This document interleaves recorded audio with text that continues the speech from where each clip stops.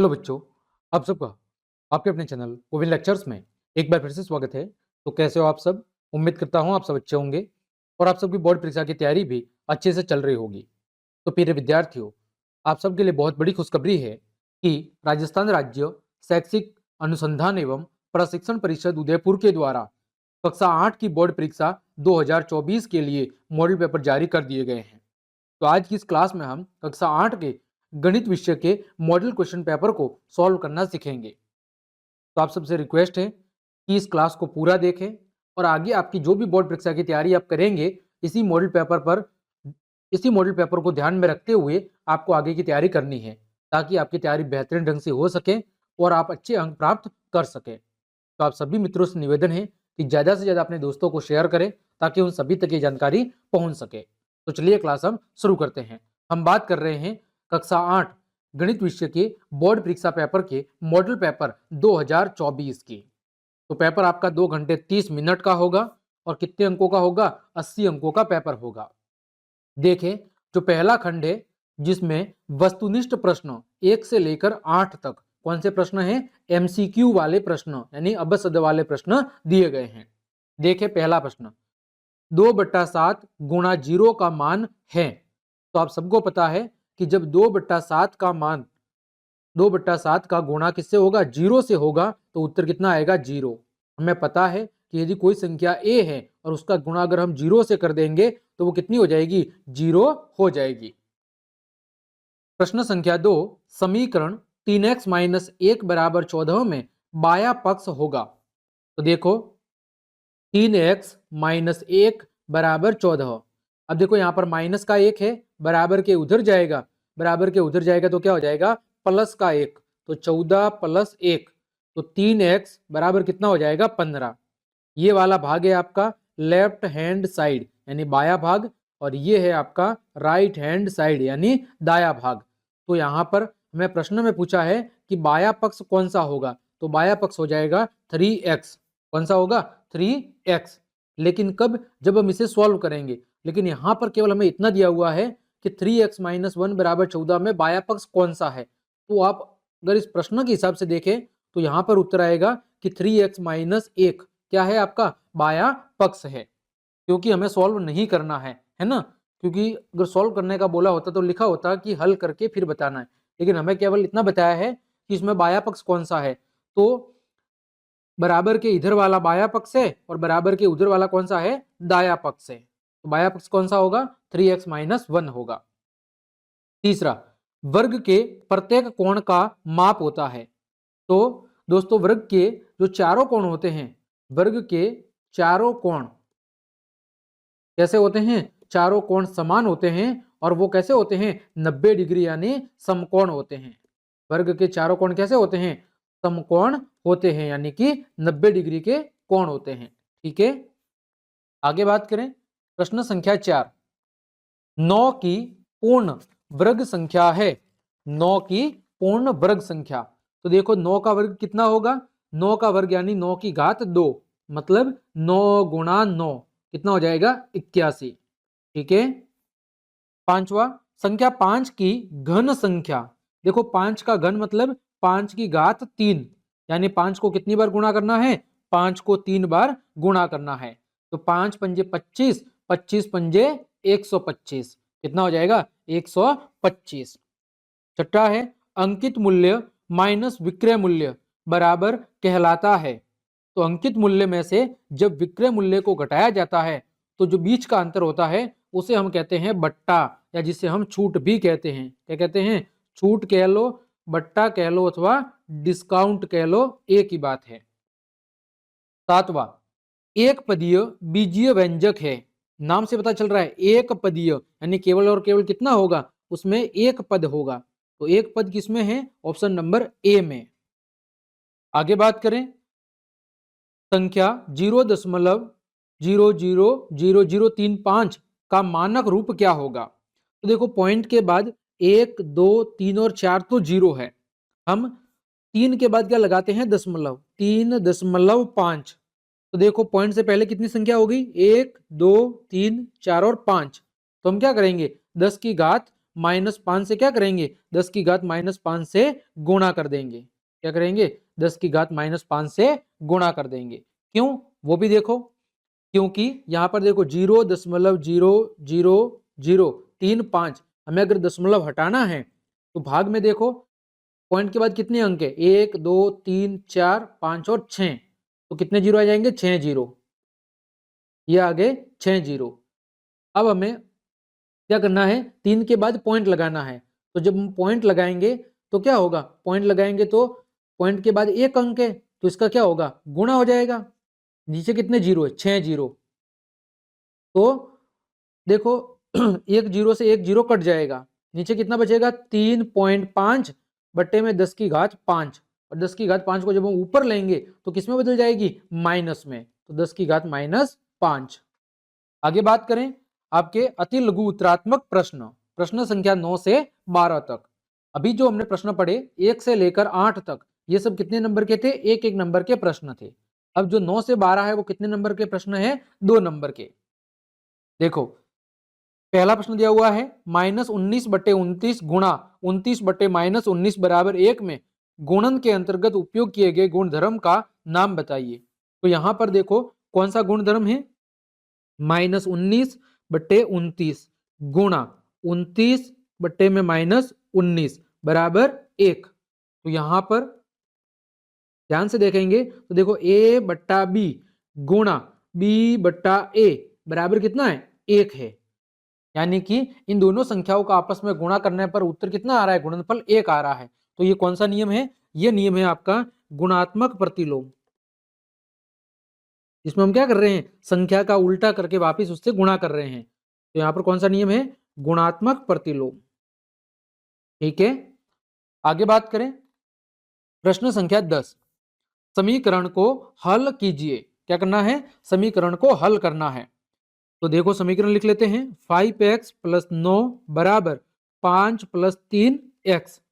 देखो ये x वाला पद है, ये भी x वाला है, तो x वाले पद को एक भाग में ले लेते हैं, 5x, ये प्लस का 3x है, बराबर के इधर आएगा तो माइनस का 3x। ये 5 पहले से हैं, ये प्लस का 9 है, बराबर के उधर जाएगा तो माइनस का 9। ऐसा क्यों हुआ, हम लिख देंगे पक्षांतरण करने पर, पक्षांतरण करने पर। देखो 5x में से 3x गया तो कितना आ गया, 2x, 5 में से 9 गया -4, x बराबर इधर 2 गुणा में है, उधर जाएगा तो भाग में, तो x का मान कितना आ जाएगा, -2। कितना आ जाएगा, -2। आगे बात करें प्रश्न संख्या 11 की।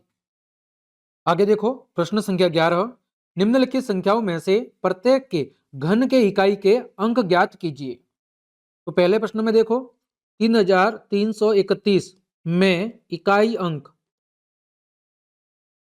इकाई का अंक कितना है, इकाई अंक बराबर 1 है, अतः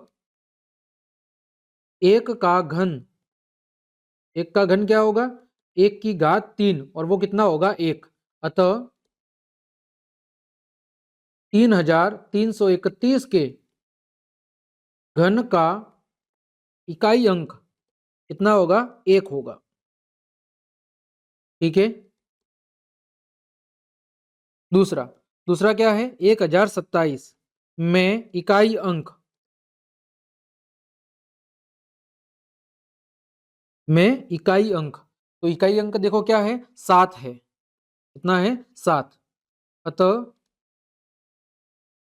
7 का घन, इसका 7 का घन, तो 7 की घात 3, 7 की घात 3। अब 7 की घात 3 कितना होता है, तो 7 की घात जो अगर 3 आप गुणा करोगे तो 7 गुणा 7 होता है 49, गुणा 7 करोगे तो कितना होगा, 343, है ना। अब इसका इकाई का अंक क्या होगा, तो हम कहेंगे अतः 1027 के घन का इकाई अंक कितना होगा, 3 होगा। ठीक, आगे बात करें प्रश्न संख्या 12, भारती के पास 15 पेन है और मीनाक्षी के पास 45, दोनों के पेनों का अनुपात ज्ञात कीजिए। तो हम अनुपात कैसे करेंगे, तो हम लिखेंगे भारती के पास पेनों की संख्या, भारती के पास पेनों की संख्या। बट्टे में क्या लिखेंगे? मीनाक्षी के पास पेनों की संख्या। बट्टे में लिख देंगे आपकी मीनाक्षी के पास पेनों की संख्या। तो देखो उसके पास कितनी है? 15 भारती के पास, और इसके पास 45। तो देखो 15 से काटेंगे, 15 एकम 15 और 15 तिया 45, यानी दोनों के बीच का अनुपात कितना होगा? 1:3 होगा। कितना होगा? 1:3 होगा। ठीक, आगे बात करें आपके लघु उत्तरात्मक प्रश्न। प्रश्न संख्या 13 से 22 कितने अंकों के हैं? प्रत्येक प्रश्न 4 अंकों का है। 13वां प्रश्न है, निम्नलिखित कथनों को पढ़कर सत्य अथवा असत्य में से उपयुक्त पर सही का चिन्ह अंकित करना है। देखो a की घात m गुणा b की घात m का मान ab गुणा m होगा। बिल्कुल सही बात है। जब आधार अलग अलग होते हैं और घातें समान होती है तो आधार का आपस में गुणा हो जाता है। यह कथन बिल्कुल क्या है? सत्य है। 10 की घात 24 में आधार का मान 24 है, बिल्कुल असत्य है। यहाँ पर आधार कितना है? आधार यहाँ पर 10 है और 24 क्या है? 24 आपका घातांक है। अगला 5 की घात -5 की घात -4 गुणा -5 की घात -2। तो देखो गुणा होते समय घातें जुड़ती है जब आधार समान होते हैं। तो -5 की घात -4 प्लस -2, तो -5 की घात -4 -2, तो -5 की घात -6, दोनों भाग बराबर है, यानी कथन सत्य है। अगला, क्या 2 की घात 5 भाग 2 की घात -6? देखो भाग होते समय आधार बराबर होने पर घातें क्या होती है? घटती है। तो 2 की घात 5 माइनस माइनस का 6, तो 2 की घात 5 प्लस 6, तो 2 की घात 11, बिल्कुल सत्य कथन है। ठीक है, आगे बात करें प्रश्न संख्या आपके 14 की। रिक्त स्थानों की पूर्ति कीजिए। आयत का प्रत्येक कोण कितना होता है? 90 डिग्री, यानी समकोण होता है। फिर आपका उत्तल बहुभुज के विकर्णों का कोई भी भाग उसके बहिर्भाग में नहीं होता है। उत्तल बहुभुज के जितने भी विकर्ण होते हैं वो सब उसके अंतर्भाग में क्या होते हैं? स्थित होते हैं। पंचभुज के सभी अंतःकोणों का योग, तो अंतःकोणों का योग का सूत्र क्या है? n-2 गुणा 180। n मतलब भुजाओं की संख्या, तो 5-2 पंचभुज है, 5 भुजा है। 5-2 गुणा 180, तो 3 गुणा 180, 18-54 यानी 540 डिग्री।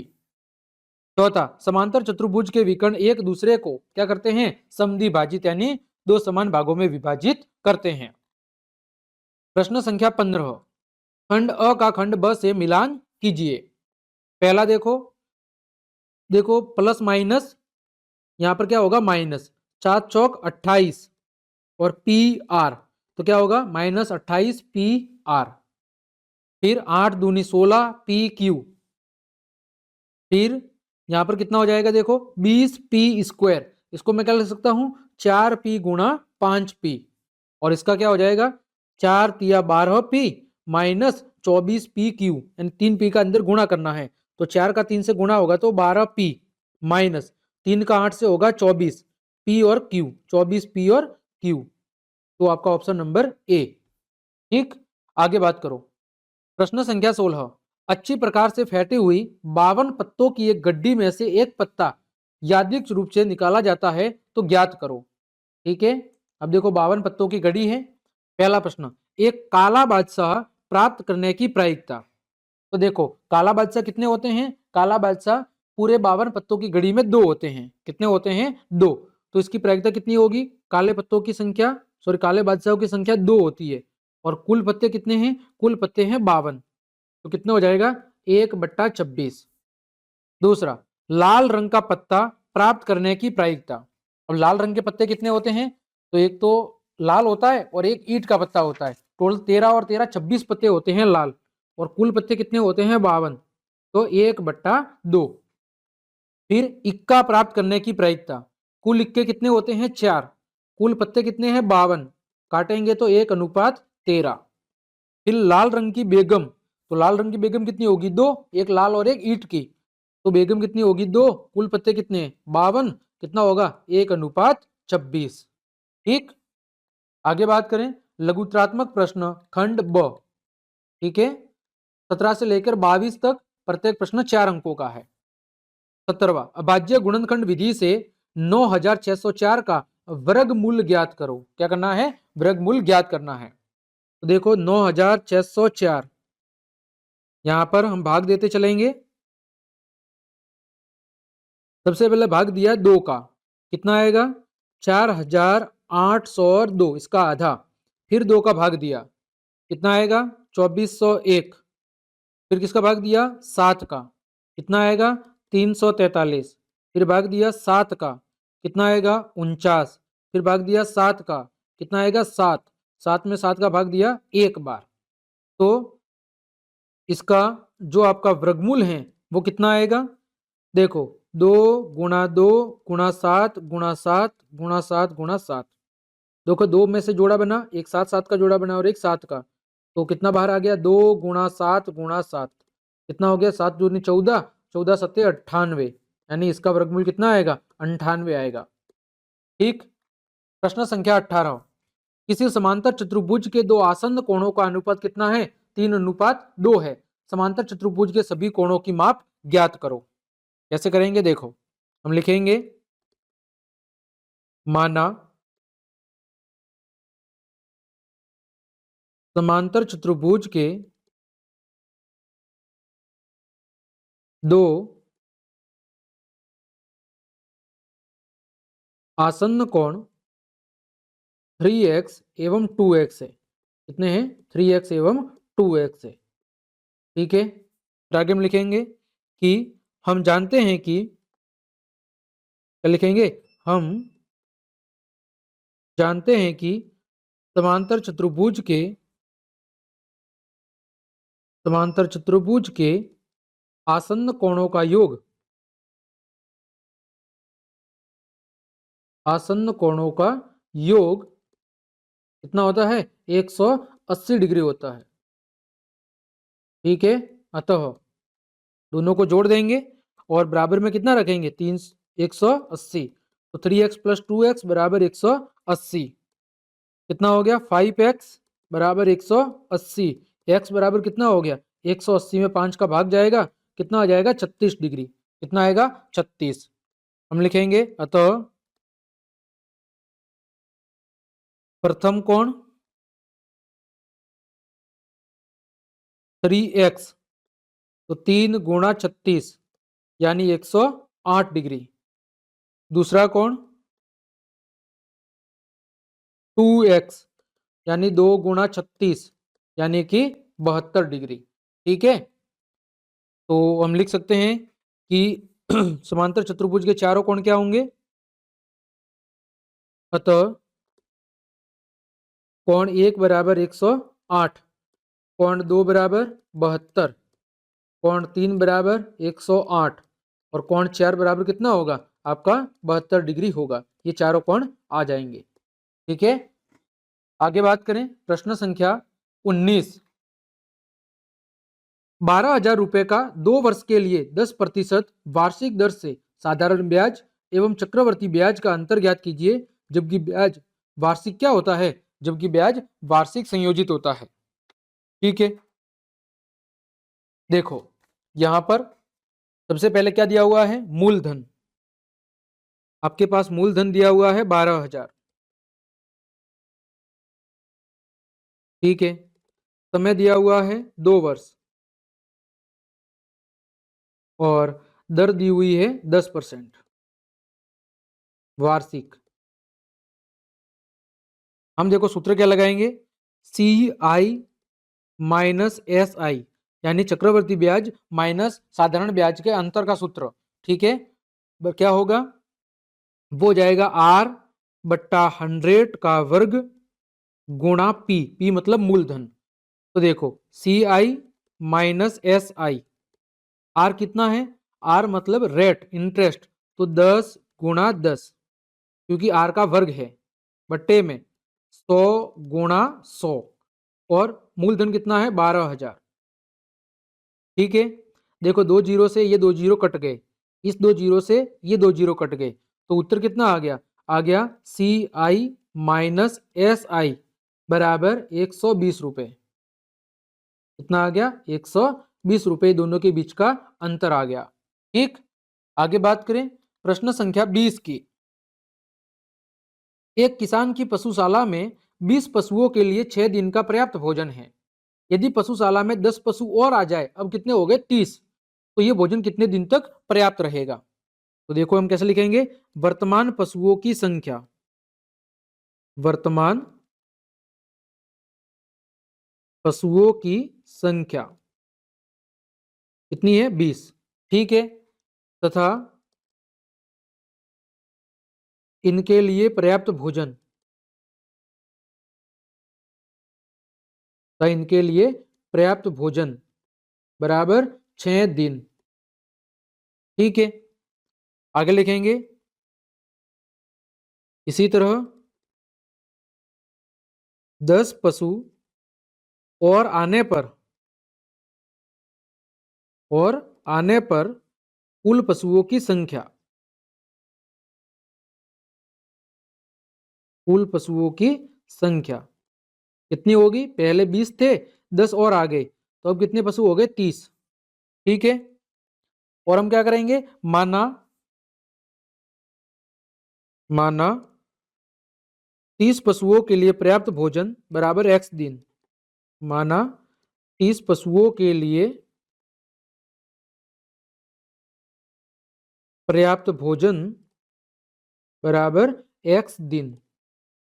ठीक है, अब क्या लिखेंगे, अतः दोनों का अनुपात क्या होगा? अतः दोनों का अनुपात प्रतिलोम होगा। अतः दोनों का अनुपात क्या होगा? प्रतिलोम होगा। आपने पढ़ा होगा अनुपात समानुपात। ठीक है, तब देखो 20/30 बराबर 20 के लिए x उल्टा हो गया, x/6। हमें क्या करना है? x को हल करना है। तो यहां से देखो 6 पंजे 30 और 5 चौक 20, तो x बराबर कितना आ गया? x बराबर आ गया 4 दिन। कितना आ गया? 4 दिन। हम लिखेंगे अतः 30 पशुओं के लिए, अतः 30 पशुओं के लिए यह 4 दिन तक पर्याप्त होगा। कितने दिन तक पर्याप्त होगा? 4 दिन तक पर्याप्त होगा। ठीक है, आगे बात करें प्रश्न संख्या 21। समीकरण को हल करें और अपने उत्तर की जांच करें। पहले समीकरण को हल करते हैं, तो 3t-3 बराबर 5, 2t + 1। देखो 3 का अंदर गुणा करना है, तो 3t - 3 तिया 9, 5 दूनी 10t + 5 एकम 5। ये देखो 3t है, इसको उधर भेज देते हैं, 5 को इधर ला लेते हैं, तो -9 -5, 10t में से कितना घटाना है? 3t। 9 और 5 कितना हो गया? -14। ये हो गया 7t। t बराबर कितना हो जाएगा? -14 बट्टे में 7, तो t बराबर कितना हो गया? -2। कितना हो गया? t बराबर -2। अब हमें क्या करना है? जांच करनी है। तो जांच के लिए हम क्या करेंगे? दोनों भागों को चेक करेंगे। ठीक है, हम कहेंगे जांच। क्या लिखेंगे? जांच। देखो 3 t की जगह -2 -3 बराबर 5, 2 गुणा -2 प्लस का 1, तो 3 -2 और -3 -5, फिर 5, ये -4 प्लस का 1, -15 बराबर 5 गुणा -3, -15 बराबर -15। लेफ्ट हैंड साइड बराबर right hand side, hence proof इति सिद्धम। ठीक है, दोनों भाग बराबर है। आगे बात करें, दिया हुआ है कि किसी शहर में विभिन्न वर्षों में दुर्घटनाओं में घायलों की संख्या नीचे दी गई है। इन आंकड़ों को पाई चार्ट के द्वारा क्या करना है? प्रदर्शित करना है। किसके द्वारा? पाई चार्ट के द्वारा हमें प्रदर्शित करना है। तो देखें यहां पाई चार्ट में केंद्रीय कोण कितना होता है? 360। तो यहां केंद्रीय कोण कितना होगा 360 तथा घायलों की कुल संख्या कितनी दी हुई है 72। घायलों की कुल संख्या बराबर 72। ठीक है, अब हम क्या करेंगे, एक सारणी बनाएंगे। क्या करेंगे, एक सारणी। तो यहां पर हम लिख देंगे वर्ष। ठीक है, यहां पर लिख लेते हैं घायलों की संख्या। फिर क्या लिखेंगे, संपूर्ण भाग। संपूर्ण भाग, संपूर्ण भाग का हिस्सा या संपूर्ण का भाग, संपूर्ण भाग का हिस्सा। और यहां पर लिख देंगे केंद्रीय कोण। केंद्रीय कोण। ठीक है, एक ऐसी सारणी बनानी है। तो यहां पर हम सारणी बनाएंगे एक।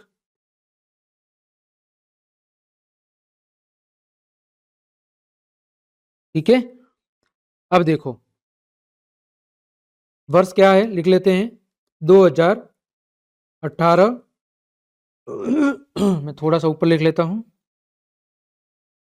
यहां पर 2018, 2019, 2020 और 2021। घायलों की संख्या 20, 12, 18 और 22। संपूर्ण भाग का हिस्सा देखो, तो 20 कुल कितने 72। तो 20/72 का मतलब कितना है 5/18। फिर 12/72 का मतलब कितना है 1/6। 18/72 का मतलब कितना है 1/4।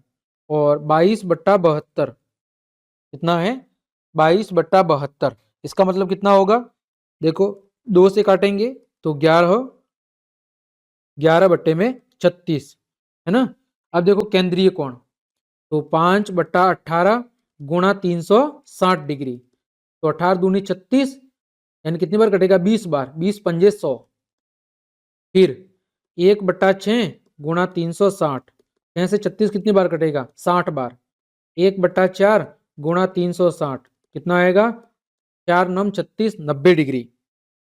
फिर अगला 11/36 गुणा 360, 36 से 360 कटेगा 10 बार, 10 का 11 से गुणा होगा 110 डिग्री। कितना आ जाएगा 110 डिग्री। अब हमें क्या करना है, एक चार्ट बनाना है, पाई चार्ट ऐसा कुछ। ये कितना होगा 360 डिग्री का, कितना हो जाएगा 360 डिग्री का। अब देखो 90 डिग्री, 90 डिग्री कैसे बनेगा, बिल्कुल सीधा ऐसे बना देते हैं एक 90 डिग्री। ये बन गया 90 डिग्री। ठीक है, अब कितना था 100 डिग्री। तो 100 डिग्री का मतलब क्या है 90 से थोड़ा सा ज्यादा। तो यहां पर ये हो गया 100 डिग्री, 90 से थोड़ा सा ज्यादा, ये हो गया 100 डिग्री। ठीक है, 90 हो गया, 100 हो गया। अब कितना बचा 110। 110 का मतलब क्या है 90 से थोड़ा ज्यादा, तो यहां पर सीधा 90 होगा। तो ये थोड़ा सा ये हो गया 110। और पीछे कितना बचा 60 डिग्री। कितना बचा 60 डिग्री पीछे बच गया। ठीक, देखो सभी का योग कितना हो रहा है 100, 200, 200, 300, 360 हो रहा है चारों का योग। ये बिल्कुल सही है। अब लिख सकते हो, अब सन लिख सकते हो। 90 कब था, 90 था 2020 में। फिर 100 कब था, 100 था आपके 2018 में। 110 कब था 2021 में। और 60 कब था 2019 में। यानी 2019 में सबसे कम मौत हुई है और 2021 में सबसे ज्यादा घायल हुए हैं। ठीक, आगे बढ़े। निबंधात्मक प्रश्न, प्रश्न संख्या 23 से 25। कौन से प्रश्न है आपके निबंधात्मक प्रश्न। देखो, निम्नलिखित व्यंजकों के गुणनखंड कीजिए। क्या करना है आपको, गुणनखंड करने हैं। तो यहां पर हम गुणनखंड करते हैं। यहां पर पहले प्रश्न का मैं लिख रहा हूं p² प्लस 6p प्लस 8। तो देखो p², 6p को मैं क्या लिख सकता हूं 2p प्लस 4p। जोड़ेंगे तो 6p, गुणा करेंगे तो 8p² प्लस 8। यहाँ के कॉमन लेंगे p प्लस 2। यहाँ पर कॉमन लेंगे दोनों में से 4। कितना हो जाएगा p plus 2, p plus 2, p plus 2 common ले लेंगे। क्या बचेगा p प्लस 4। ये हो गया पहले प्रश्न का। दूसरा 49x² माइनस 36। देखो 49x को मैं क्या लिख सकता हूं, 7x का वर्ग माइनस 6 का वर्ग। ये सूत्र किसका बन गया, ए स्क्वायर माइनस बी स्क्वायर, यानी 7x माइनस 6 और 7x प्लस 6। ये हो गया दूसरा प्रश्न। कौन सा सूत्र लगा है, ए स्क्वायर माइनस बी स्क्वायर बराबर ए प्लस बी और ए माइनस बी। अगला देखो तीसरा, यहां पर क्या है, देखो दोनों में से यहां पर भी एम स्क्वायर है, इधर भी एम स्क्वायर है, एम स्क्वायर को बाहर ले लो, क्या बचा, ए प्लस बी।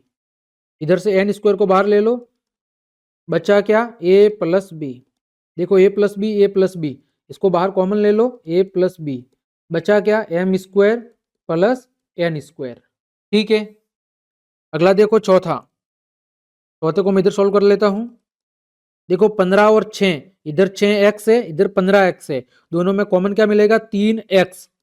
3x कॉमन ले लेंगे, 3 पंजे 15, 5 और ये y माइनस 3 दूनी 6 प्लस इधर कोई नहीं है 1, 5y माइनस 2। देखो 5y minus 2, 5y minus 2, 5y minus 2 को ले लिया कॉमन, क्या बचा, 3x प्लस 1। यही आपका उत्तर है। ठीक, तो पहले का उत्तर ये था, दूसरे का उत्तर ये था, तीसरे का ये वाला और चौथे का ये वाला। अब देखो, अब अथवा में और प्रश्न दिया हुआ है, इसको भी हम सॉल्व करते हैं। अथवा वाले प्रश्न को इधर मैं पहले प्रश्न को सॉल्व कर लेता हूं। देखो Y square plus 7y plus 10, तो इसको मैं क्या लिख सकता हूं, Y square plus 2y plus 5y, जोड़ेंगे तो 7y प्लस 10 बरा भाग, भाग कितना है, y प्लस 5, है ना। अगर भाग आपको समझ में नहीं आ रहा है तो आप इसको कैसे लिख सकते हो, आप इसको बट्टा में लिख सकते हो, इसमें लिख सकते हो, बट्टा के अंदर इधर लिख सकते हो y प्लस 5। देखो तो y प्लस 2, यहां से y कॉमन ले लेंगे तो क्या बचेगा, y प्लस 2, इधर से 5 कॉमन ले लेंगे, y प्लस 2 बटे में y प्लस 5। यहां पर क्या बचेगा, y प्लस 2 को कॉमन ले लेंगे, y प्लस 5 बट्टे में y प्लस 5। तो y प्लस 5 से y प्लस y 5 कट जाएगा, बचेगा y प्लस 2। क्या उत्तर बचेगा, y प्लस 2। ये था पहला प्रश्न। दूसरा देखो, यहां पर पहला हो गया, अब दूसरा हम इधर सॉल्व कर लेते हैं। ठीक है, देखो दिया हुआ है 5pq, फिर देखो P square minus Q square, तो p प्लस क्यू और p माइनस क्यू बट्टे में 2p, p प्लस क्यू। देखो p से p कट गया, p प्लस क्यू से p प्लस क्यू कट गया, बचा कितना, 5/2 और p माइनस क्यू। ठीक, यही आपका उत्तर है। आगे देखो, तीसरा मैं इस पेज पे सॉल्व कर रहा हूं। ठीक है, तीसरा मैं इधर सॉल्व करवा रहा हूं। इधर देखो तीसरा सवाल क्या है, तीसरा सवाल है एक्स प्लस 1 गुणा एक्स प्लस 2 गुणा एक्स प्लस 3। ठीक है, और भाग में है एक्स प्लस 1। देखो एक्स से एक्स कट गया, एक्स प्लस 1 से एक्स प्लस 1 कट गया, बचा क्या उत्तर, एक्स प्लस 2 और एक्स प्लस 3। ये हो गया आपका प्रश्न संख्या 3। फिर प्रश्न संख्या 4 दिया हुआ है 5p का स्क्वायर माइनस 25p प्लस 20। ठीक है, और भाग किसका देना है, p माइनस 1 का।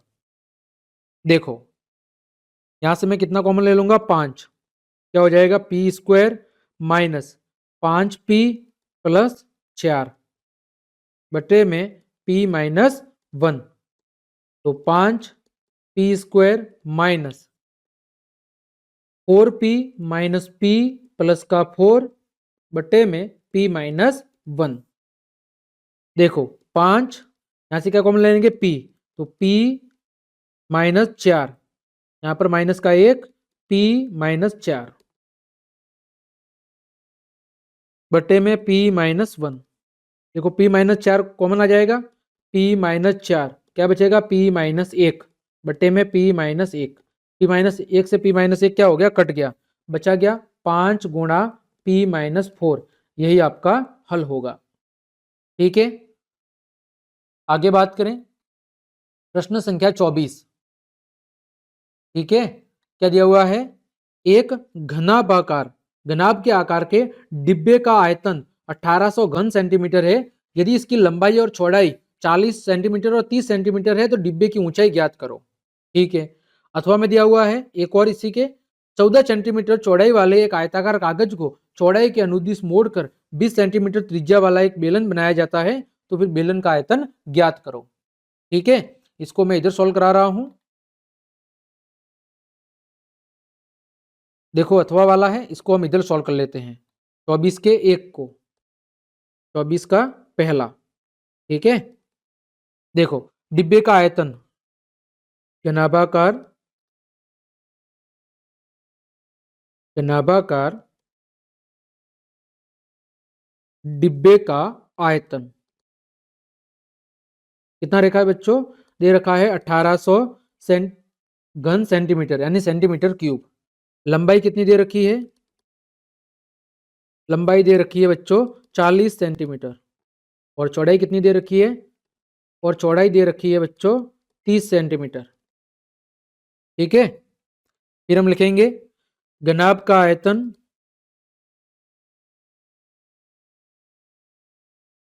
बराबर एल गुणा बी गुणा एच, यानी लंबाई गुणा चौड़ाई गुणा ऊंचाई। देखो आयतन कितना है 1800, लंबाई कितनी है 40 सेंटीमीटर, है ना। आपकी चौड़ाई कितनी है 30 सेंटीमीटर और ऊंचाई कितनी है h सेंटीमीटर। अब देखो हमें h ज्ञात करना है, तो h को हम इधर रखेंगे, बाकी सबको इधर लेके आएंगे। तो 1800 भाग कितना हो जाएगा 40 सेंटीमीटर गुणा 30 सेंटीमीटर। और जब हम इसे सॉल्व करेंगे, है ना, देखो एक जीरो से एक जीरो, इस जीरो से इस जीरो, 18 बट्टे में 12, और 18 में जब हम 12 का भाग देते हैं तो 18 में 12 का भाग देने पर उत्तर आता है 1.5 सेंटीमीटर। ऊंचाई कितनी आएगी 1.5 सेंटीमीटर। ठीक, आगे देखो इसी का प्रश्न संख्या 2। देखो यहां पर क्या ज्ञात करना है? बेलन का आयतन ज्ञात करना है। देखो 14 सेंटीमीटर चौड़ाई वाले एक आयताकार कागज को चौड़ाई के अनुदिश मोड़कर 20 सेंटीमीटर त्रिज्या वाला एक बेलन बनाया जाता है, तो बेलन का आयतन ज्ञात करो। तो यहां पर देखो जो बेलन की ऊंचाई है वो किसके बराबर होगी? वो आपके आयताकार कागज की चौड़ाई के बराबर होगी। तो यहां पर हम सॉल्यूशन लिख लेते हैं 2 का। हम लिखेंगे प्रश्नानुसार, इसके अनुसार, प्रश्न के अनुसार बेलन की ऊंचाई, बेलन की ऊंचाई बराबर आयताकार कागज की चौड़ाई। आयताकार कागज की चौड़ाई, क्योंकि हम कागज को मोड़ कर ही क्या कर रहे हैं? बेलन बना रहे हैं। तो बेलन की ऊंचाई बराबर आयताकार कागज की चौड़ाई। अतः यहां पर देखो, यहां पर आर त्रिज्या, त्रिज्या कितनी है? त्रिज्या है 20 सेंटीमीटर। ठीक है, तथा एच यानी ऊंचाई, ऊंचाई कितनी होगी 14 सेंटीमीटर। अब हमें क्या करना है? बेलन का आयतन, सूत्र क्या होता है? पाई आर स्क्वायर एच। पाई का मान कितना है 22/7। आर कितना है? आर है 20, 20 गुणा 20, और एच कितना है 14। और जब इसे हम सॉल्व करेंगे तो हमारे पास आयतन आ जाएगा 17,600। ठीक है, सेंटीमीटर क्यूब। कितना आएगा? 17,600 सेंटीमीटर क्यूब। ठीक, आगे बात करें। एक चतुर्भुजाकार बगीचे का क्षेत्रफल 54 वर्ग मीटर है और सम्मुख शीर्षों से इसके विकर्ण पर डाले गए लंब 8 मीटर और 4 मीटर है, तो फिर विकर्ण की लंबाई ज्ञात करो।